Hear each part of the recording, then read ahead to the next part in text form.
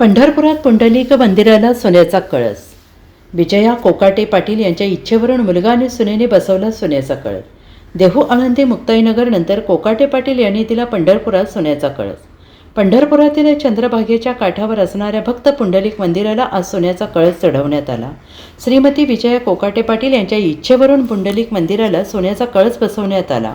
आज सकाळी सोन्याच्या कळसाची पंढरपूर शहरातून सवाद्य मिरवणूक काढण्यात आली.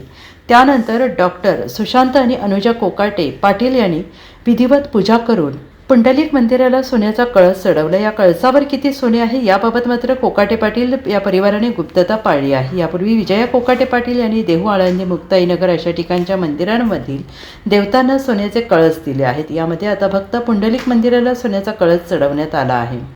नमस्ते, मी अनुजा सुशांत पाटील.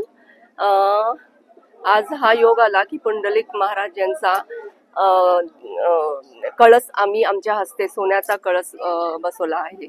आणि आमच्या सासूबाई विजयश्री विजयकुमार पाटील या काय म्हणतात वारकरी भक्त आहेत. वारकऱ्यांचं भरपूर करतात आणि भरपूर समाजसेवाही करतात.